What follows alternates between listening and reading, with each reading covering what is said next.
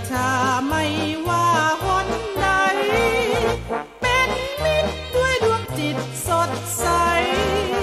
เราอยู่ในประชาอุ่นใจทั่วกันปราบภัยและขอพรให้เข็ดขาวเราปราบปรามเสริมความสุขสันต์เด็กที่แกร่งกล้านั้นเราฝึกกายาทุกวันเพียงกว่าเล็กนั้นตำรวจไทยชาติชายเอาไว้ลายตำรวจไทยช่วยประชาไม่ว่าหนไหนเป็นมิตรด้วยดวงจิตสดใสเราอยู่ในประชาอุ่นใจทั่วกันปราบภัยและขอพรให้เข็ดขาวเราปราบปรามเสริมความสุขสันต์เล็กที่แกร่งกล้านั้นเราฝึกกายาทุกวันแข็งกว่าเล็กนั้นตำรวจไทย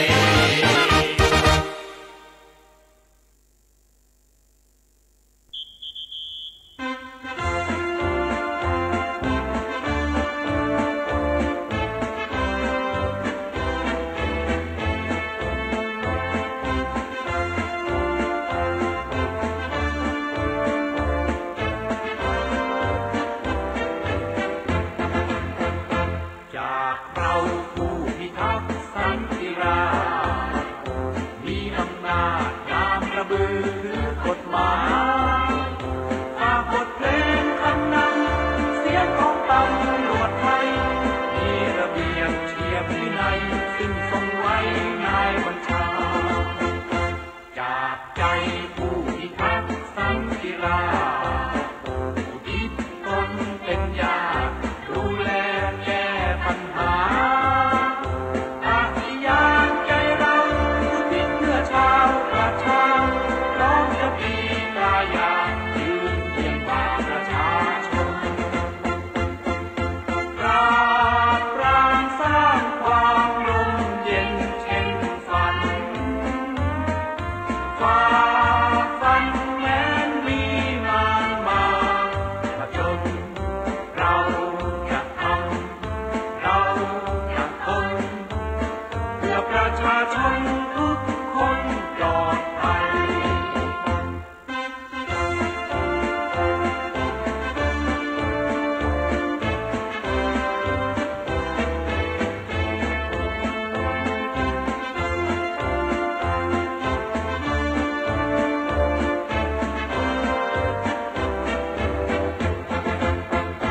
จากเราผู้พิทักษ์สันติราษฎร์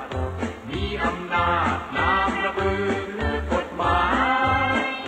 ฝากบทเพลงคำนำเสียงของตำรวจไทย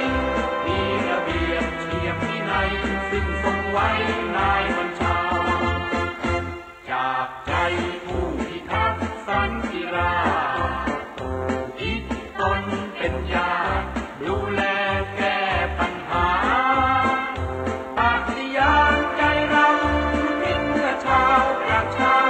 พร้อมจะมีกายายืนเคียงบ่าประชาชนปรา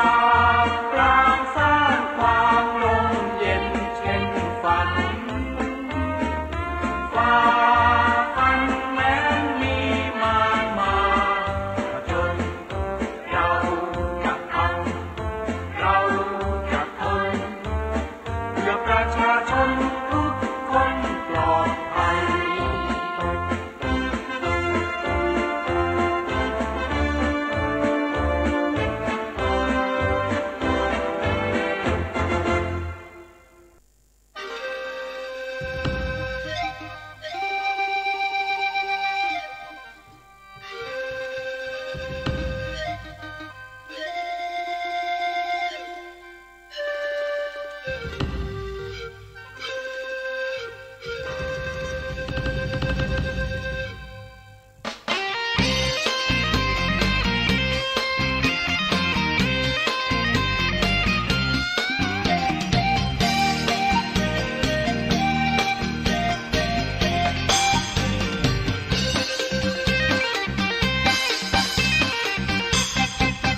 ชาติไทยจะมีศักดิ์ศรี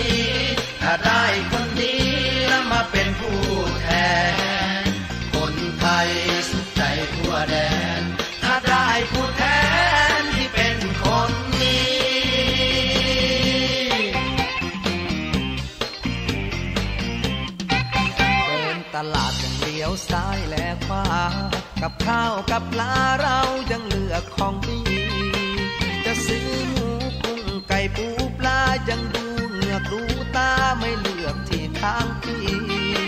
ถ้าโคเนื้อเอามาทำอาหารเรายังคัดสรรไม่ใส่สารเร่งสีเลือกคนเข้ามาเป็นผู้แทนเลือกคนเข้ามาเป็นผู้แทนไม่ต้องเป็นซุปเปอร์แมนแต่ขอให้เป็นคนดีชาติไทยจะมีศักดิ์ศรีถ้าได้คนดีแล้วมาเป็นผู้แทนคนไทยสุขใจทั่วแดนถ้าได้ผู้แทนที่เป็นคนดี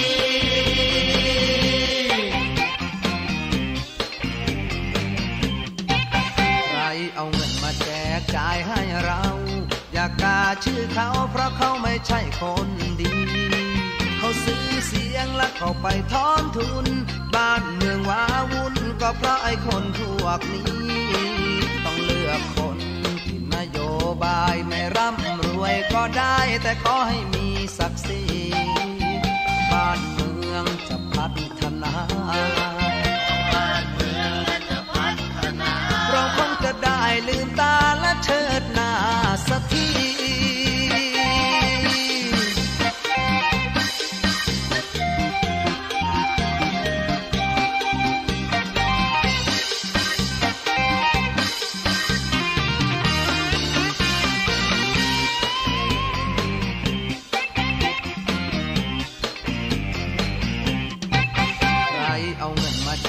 จ่ายให้เรา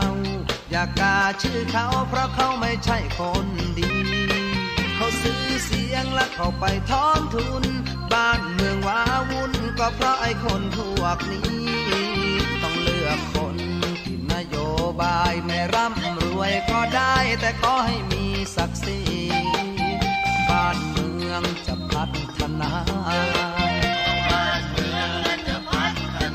เราคงจะได้ลืมตาและเชิดหน้าสักทีชาติไทยจะมีศักดิ์ศรีถ้าได้คนดีแล้วมาเป็นผู้แท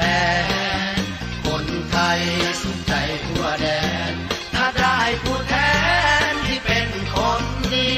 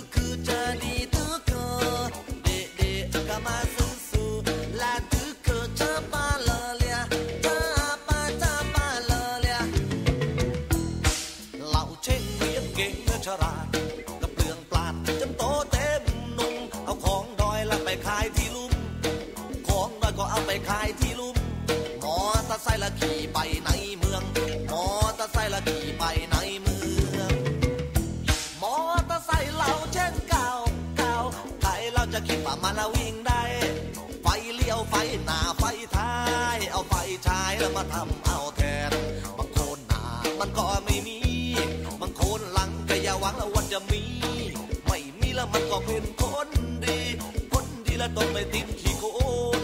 เบาะนั่งละเอียงหอยนั่งโหนเวลาจะตีนะเข็นกระตุกเข็นกระตุกกระตุกกระตุกกระตุกกระตุกเดี๋ยวมันก็ตีกระตุกจนติดแล้ววิ่งไป ติดไฟแดงไฟแดงก็มีคิดดีกว่าปีหน้าก็อาจจะได้10 โทเห็นมอเตอร์ไซค์แล้วก็ร้องโอ้โหก็ต้องขอใบขับขี่เหล่าเจ๊งเป็นคนปราดเปรื่องรู้เรื่องใบไม้อย่างดีแต่ใบละที่นาย10 ตรีว่าใบขับขี่มันเป็นละยังไงเป็นยังไงไล่ใบขับขี่บอกหน่อยสิว่าต้นเป็นละยังไง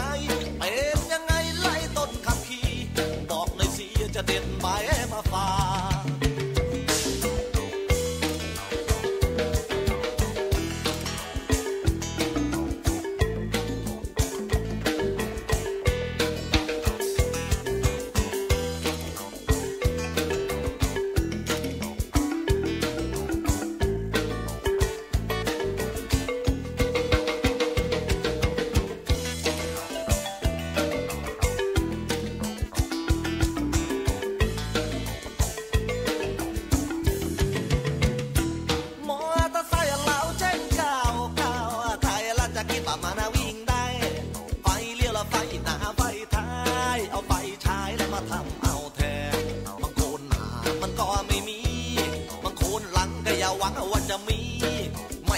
มันก็เป็นผลดี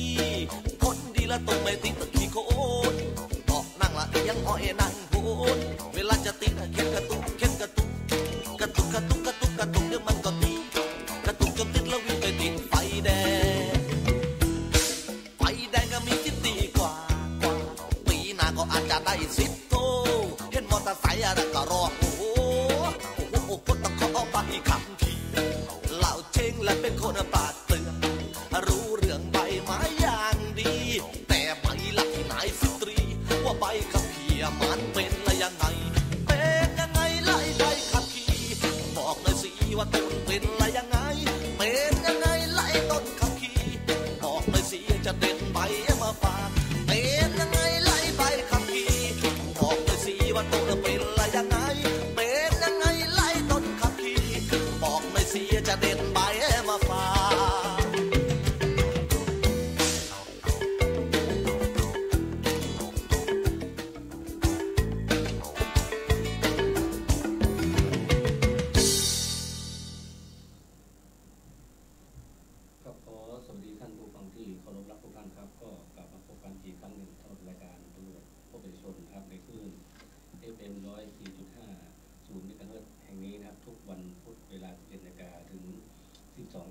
นะครับก็มาฟังข่าวการประชาสัมพันธ์ข่าวสารของทางราชการนะครับรวมทั้งประกาศของจังหวัดต่างๆในเรื่องของการป้องกันโควิด -19 นะครับอีกยังรวมทั้งยังเป็นครับอีกสวัสดีครับท่านฟังที่เคารพท่านกลับมาพบกันอีกครั้งหนึ่งสำหรับรายการตำรวจพบประชาชนนะครับซึ่งเจอกันทุกวันพุธนะครับช่วงเวลา 11 นาฬิกาถึง 12 นาฬิกาในคลื่น FM 104.50 เมกะเฮิรตซ์แห่งนี้นะครับซึ่งจะเป็นการประชาสัมพันธ์ของข่าวสารของทางราชการให้ประชาชนได้รับทราบนะครับรวมทั้งยังเป็นเรื่องเกี่ยวกับการป้องกันเกี่ยวกับโควิด -19 ซึ่งกำลังแพร่ระบาดในจังหวัดเชียงใหม่ของเรานะครับก็เราก็คุยกันไปฟังข่าวสารกันไปแล้วก็ฟังเพลงกันไปด้วยนะครับซึ่งอันดับแรกนะครับรายการนี้ก็ได้รับการอำนวยการจากท่านพันตำรวจเอกรณชัยรอดลอยนะครับผู้กำกับการสถานีตำรวจภูธรภูพิงค์ราชนิเวศน์แล้วก็อีกท่านหนึ่งก็คือท่านพันตำรวจโทจิรัตติพงษ์เลิศวิริยานันท์นะครับซึ่งเป็นรองผู้กำกับงานป้องกันปราบปรามนะครับและอีกท่านหนึ่งก็คือท่านพันตำรวจโทภูวรัตน์กองรัฐานะครับซึ่งเป็นสารวัตรป้องกันปราบปรามแล้วก็เป็นหัวหน้าชุดปฏิบัติการชุมชนและมณฑลพันธุ์ก็ได้มอบหมายให้ทางผมร้อยตำรวจโทสมชายสมใจมากนะครับซึ่งเป็นรองสารวัตรปฏิบัติงานป้องกันปราบปรามแล้วก็เป็นชุดปฏิบัติการชุมชนและมณฑลพันธุ์ของสถานีตำรวจภูธรภูพิงค์ราชนิเวศน์นะครับมาพบปะกับพ่อแม่พี่น้องทุกวันพุธช่วงเวลา 11 นาฬิกาถึง 12 นาฬิกานะครับซึ่งในส่วนนี้นะครับในส่วนของท่านพันตำรวจโทอเนกชัยวงศ์ซึ่งเป็นรองผู้กำกับงานป้องกันเป็นรองผู้กำกับงานสอบสวนครับก็ได้ฝากให้ทางกับผมนะฮะประชาสัมพันธ์ให้กับพ่อแม่พี่น้องได้รับทราบเกี่ยวกับเรื่องของการสั่งซื้อของออนไลน์ต่างๆนะครับซึ่งทุกวันนี้นะฮะในส่วนของทุกสถานีตำรวจนะก็จะมีผู้เสียหายเข้ามาร้องเรียนเป็นจำนวนมากนะครับเพราะว่าสั่งซื้อของออนไลน์แล้วไม่ได้ตามที่สั่งนะ ก็ต้องขอแจ้งในท่านผู้ฟังได้รับทราบด้วยนะครับถ้าเราจะซื้อของอะไรเราต้องแน่ใจหรือว่าสามารถติดตามของที่บางทีเราสั่งผิดพลาดไปก็ต้องขอเงินคืนหรือว่าให้ได้สิ่งของใหม่เปลี่ยนสิ่งของใหม่คืนได้ด้วยนะครับบางทีก็บางคนก็ได้รับแต่กล่องเปล่าๆครับไม่มีสิ่งของภายในเลยนะครับถือว่าเป็นอันตรายในเรื่องของโลกไซเบอร์ของเราปัจจุบันนะครับก็ถือว่ามีเยอะมากคดีต่างๆเรื่องของการเรียกว่าฉ้อโกงในส่วนของออนไลน์ต่างๆนะครับก็ขอฝากไปยังพ่อแม่พี่น้องทุกท่านด้วยนะครับในส่วนของโรคไวรัสโควิด -19 ก็เหมือนกันนะครับขอความกรุณาทุกท่านด้วยนะครับท่านออกจากบ้านก็ต้องใช้แมสปิดปากปิดจมูกของตัวเองให้เรียบร้อยนะครับแล้วก็หมั่นล้างมือนะครับด้วยเจลหรือแอลกอฮอล์นะครับแต่ในส่วนของเจลนั้นจะมีระยะเวลาของการรักษาความสะอาดได้นานกว่าแอลกอฮอล์นะครับแอลกอฮอล์นี่จะใช้เวลาไม่นานเท่าไหร่นะครับแต่เขาสามารถฆ่าเชื้อโรคต่างๆได้เพราะฉะนั้นนะฮะเราต้องหมั่นรักษาสุขภาพตัวเองนะครับบางครั้งนะฮะเราไปสัมผัสกับผู้อื่นที่เราไม่ทราบว่าผู้อื่นนั้นจะติดในเรื่องของไวรัสโควิด -19 มาหรือยังนะครับเราก็ต้องตรวจสอบด้วยนะในส่วนของโรงเรียนนะครับโรงเรียนประชาบาลต่างๆตั้งแต่ชั้นอนุบาลจนถึงชั้นป .6 นะหลายโรงเรียนนี้ก็ยังตอนแรกนะคิดว่าจะเปิดเทอมวันที่1 พฤศจิกายนนี้นะฮะแต่ก็ต้องเลื่อนไปนะครับไปเป็นวันที่14-15นู่นนะครับก็จะไม่ทราบว่าจะได้เปิดอีกหรือเปล่าต้องรอคำสั่งจากทางผู้ว่าราชการจังหวัดนะฮะถ้าจังหวัดเขาสั่งมาปุ๊บเขาก็สามารถที่จะเปิดทำการสอนได้นะซึ่งถ้าเป็นการสอนตามปกตินี่ก็จะเรียกว่าจะยุ่งยากลำบากนิดหน่อยครับเพราะเป็นการสอนนะฮะแบบออนไซต์นะฮะมันก็อยู่ในคำสั่งของจังหวัดว่าห้ามนักเรียนนะครับเข้าเรียนในห้องโดยตรงกับคุณครูหรืออะไรต่างๆนะครับเพราะว่าโอกาสของนักเรียนนั้นเป็นเด็กที่ว่ามีโอกาสป้องกันเกี่ยวกับไวรัสโควิด -19 น้อยมากเพราะว่าบางทีนะฮะเด็กนี้เขาก็จะไม่ฉีดพวกนะครับในเรื่องของการป้องกันนะฮะก็เขาจะไม่ฉีดวัคซีนเกี่ยวกับโควิด -19 ให้กับเด็กนะครับเพราะฉะนั้นนะฮะอาจจะต้องรอลุ้นกันอีกทีนึงว่าในจังหวัดเชียงใหม่ของเรามีผู้ป่วยลดลงหรือไม่นะครับเพราะฉะนั้นเราต้องช่วยกันเพราะส่วนมากแล้วนะครับการติดของไวรัสโควิด -19 นี้ก็เด็กๆก็จะติดมาจากผู้ปกครองนะผู้ปกครองก็นำมาติดมากับเผยแพร่ในบ้านอีกทีหนึ่งเพราะฉะนั้นครับก็ขอฝากไปยังทุกท่านด้วยในเรื่องของการป้องกันตัวเองจากไวรัสโควิด -19 นะครับ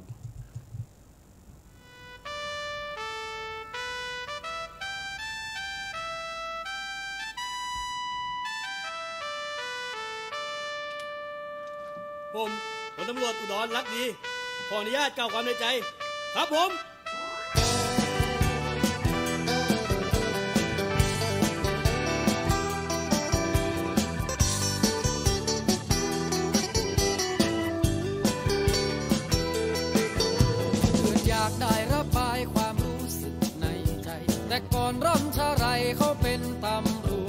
ไล่กวดจับผู้ร้ายปราบให้หมดสิ้น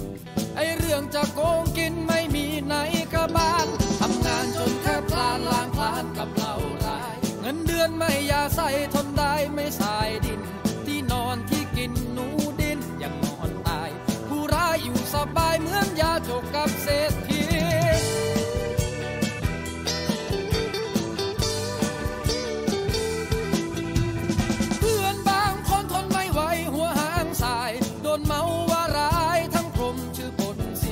ความรักความศรัทธาประชาชนโบยบินเหยียดยามเพียงได้ยินตำรวจฉันปวดใจโอ้วิงวอนมาในน้ำตำรวจดีทั้งหลายตำรวจเลวจงเข้าใจหันไปทำความดีทุกคนล้วนทุกทนเพราะสังคมทุรนรายมีนรกในใจอย่าไปซ้ำเติมกัน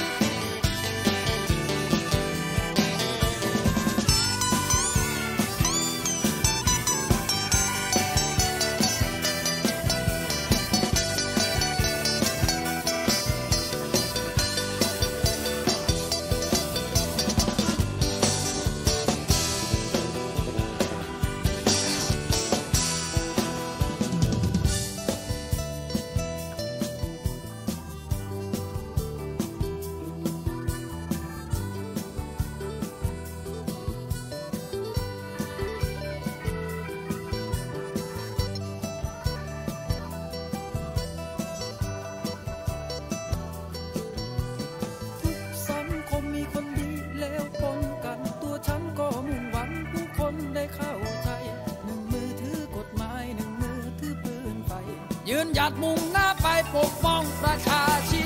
พ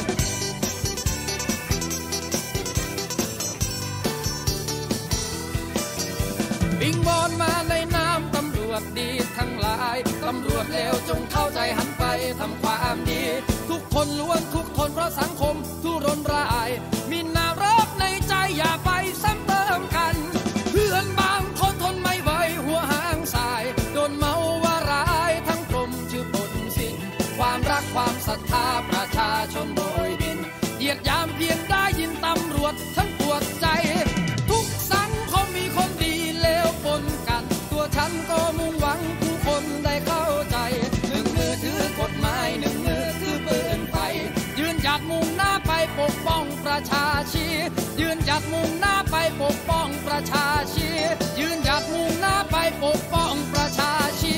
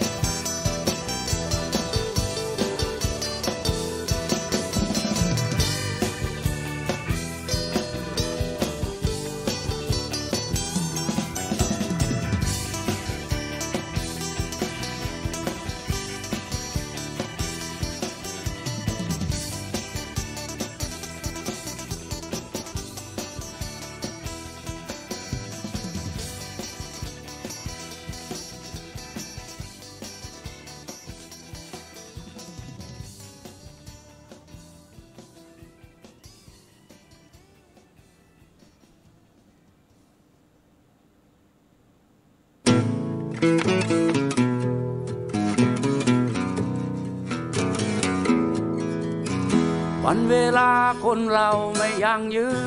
นถ้าลื้อฟื้นคืนได้ก็จะดีฉันอยากให้ใบไม้ใบนี้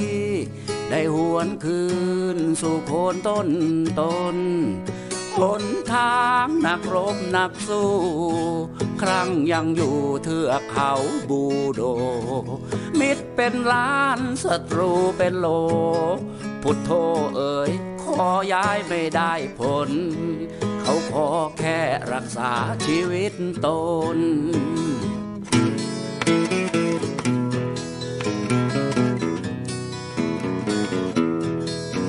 มีใครบ้างไม่รักตัวกลัวตายอยู่เมืองใหญ่สบายจนล้นพ้นแต่ยังมีจ่าเพี้ยนอีกกี่คนทนอยู่ป่ารักษาอธิปไตย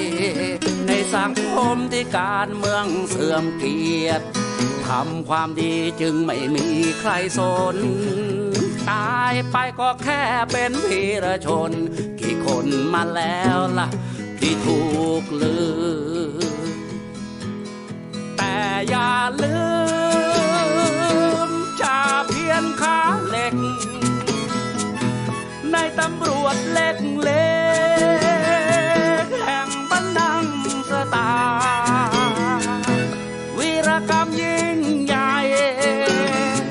แต่ลมหายใจไร้ค่าต้องจากจำด้วยน้ำตาของภรรยาและลูกชาย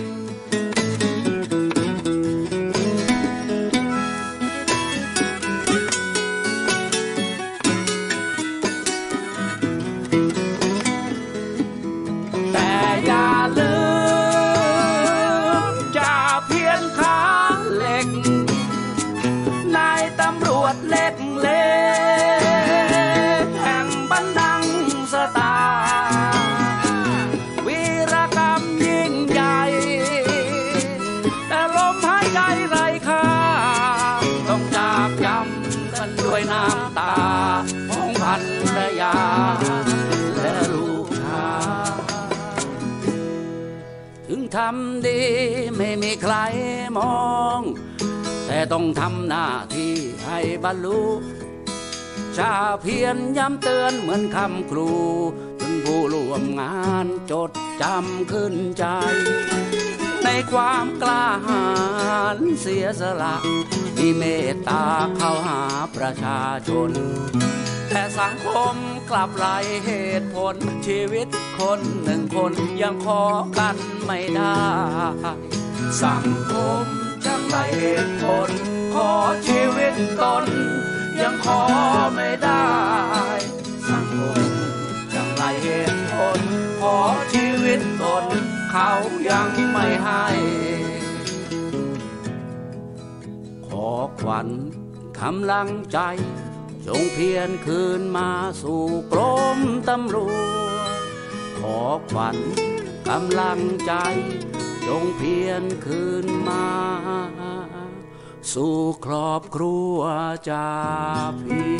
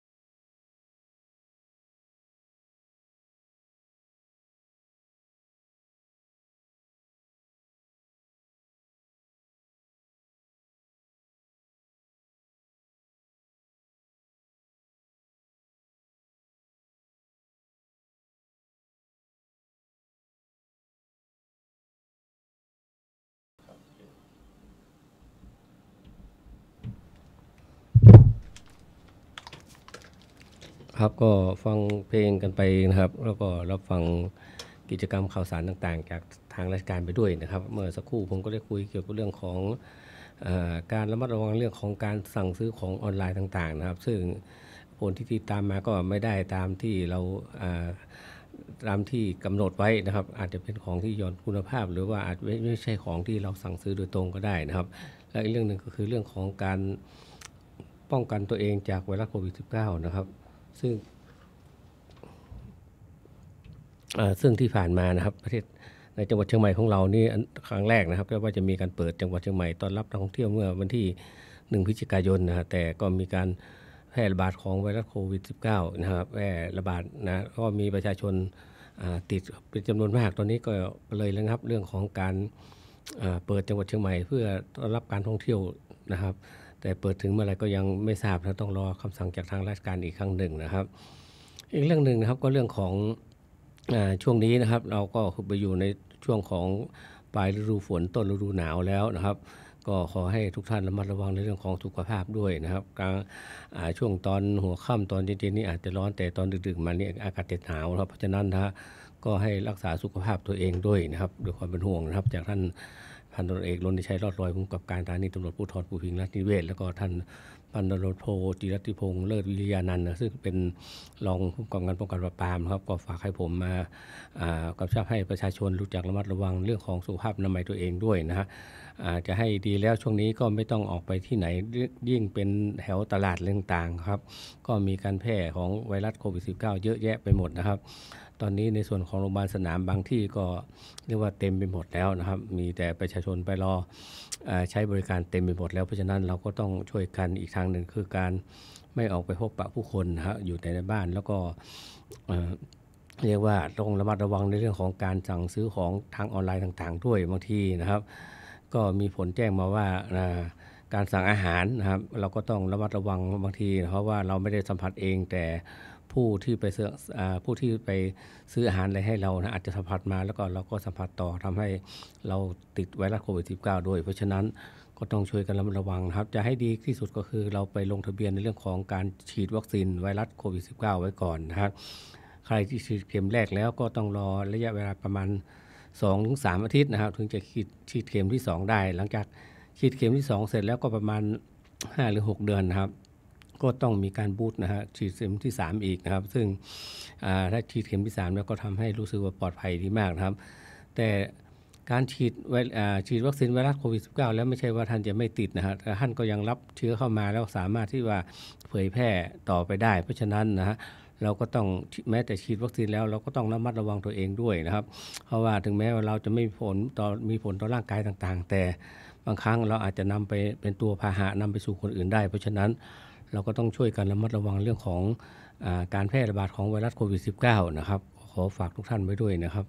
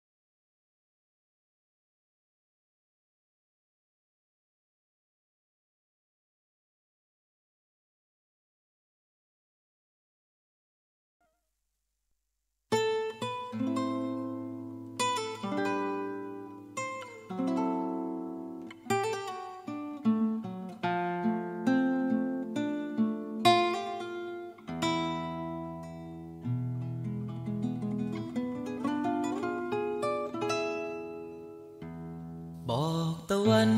กับแสงดาวช่วยบอกทีต่อแต่นี้จะไม่มีเราต่อไปเดินบนหนทางแม้จะนานสักเท่าไรเดินไปด้วยใจที่ยังมั่นคงโลกคงเหงายามเมื่อเราต้องจากลาสุดขอบฟ้าพื้นดินแดนถิ่นไทยใครจะเข้าใจแม้เป็นเพียงความเห็นใจอยู่ไหนน้ำใจไม่เห็นมี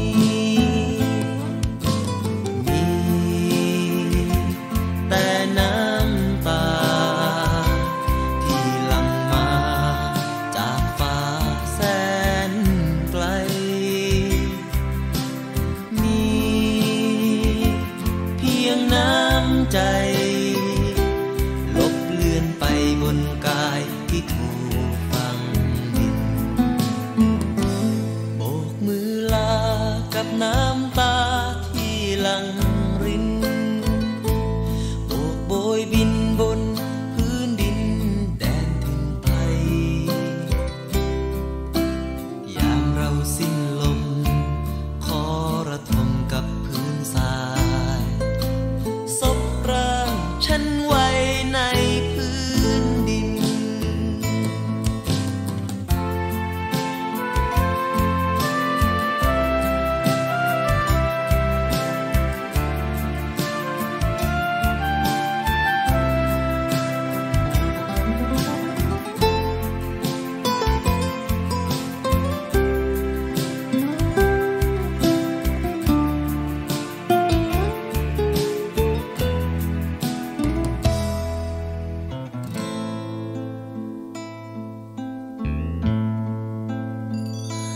โลกคงเหงายามเมื่อเราต้องจากลา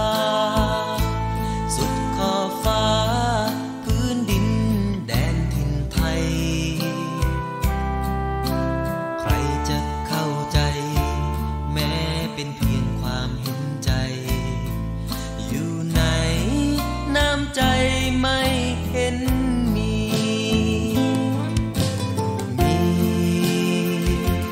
แต่น้ำตาที่หลั่งมาจากฟ้าแสนไกลมีเพียงน้ำใจลบเลือนไปบนกายที่ถูกฝังดินโบกมือลากับน้ำตาที่หลั่งรินโบกโบยบินบนพื้นดินแดนถิ่นไทยยามเราสิ้นลมขอระทมกับพื้นทรายศพร่างฉันไว้ในพื้นดินศพร่างฉันไว้ในพื้นดิน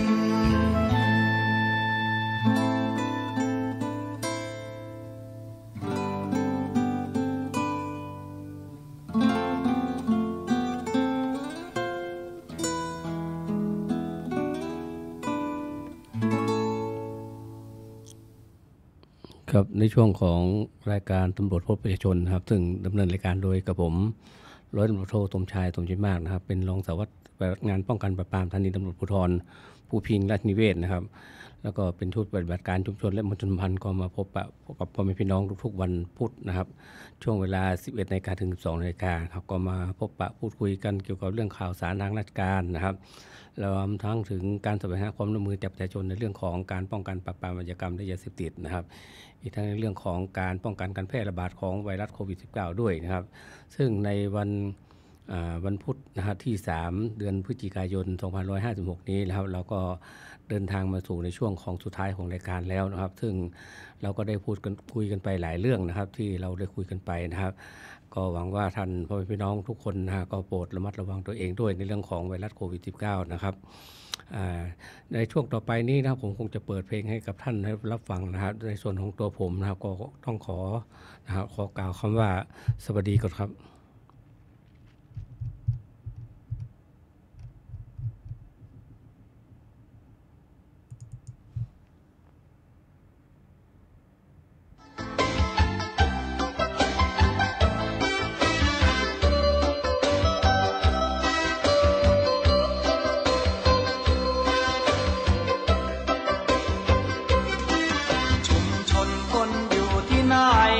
ตำรวจไทยขอไปที่นั่นตำรวจมวลชนสัมพันธ์ตำรวจมวลชนสัมพันธ์มาสร้างสรรค์รวมกันพัฒนามาสร้างสรรค์รวมกันพัฒนา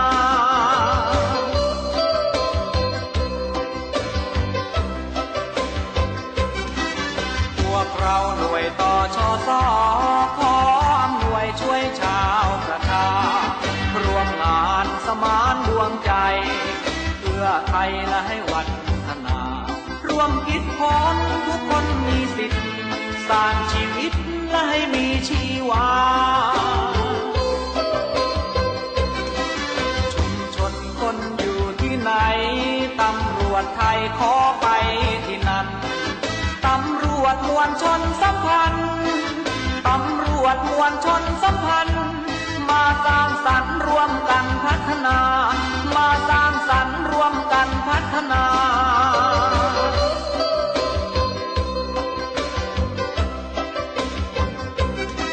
เพื่อความอยู่ดีกินดีสามัคคีและมีศรัทธาต่อกันและสมานไมตรีไทยมีช่วยกันฟันฝ่าเรื่องทุกข์ร้อนช่วยกันกำจัดช่วยเร่งรัดช่วยกันพัฒนาชุมชนคนอยู่ที่ไหนตำรวจไทยขอไปที่นั่นตำรวจมวลชนสัมพันธ์ตำรวจมวลชนสัมพันธ์มาสร้างสรรค์รวมกันพัฒนามาสร้างสรรค์รวมกันพัฒนา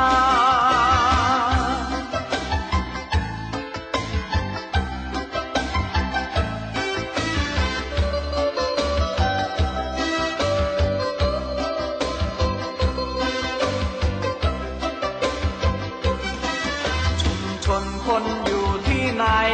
ตำรวจไทยขอไปที่นั่นตำรวจมวลชนสัมพันธ์ตำรวจมวลชนสัมพันธ์มาสร้างสรรค์รวมกันพัฒนามาสร้างสรรค์รวมกันพัฒนา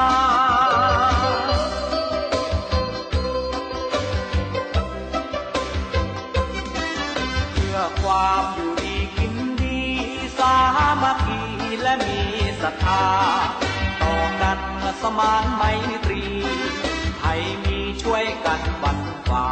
เรื่องทุกข์ร้อนช่วยกันกำจัดช่วยเร่งรัดช่วยกันพัฒนาชุมชนคนอยู่ที่ไหนตำรวจไทยขอไปที่นั่นตำรวจมวลชนสัมพันธ์ตำรวจมวลชนสัมพันธ์มาสร้างสรรค์รวมกันพัฒนามาสร้างสรรค์รวมกันพัฒนา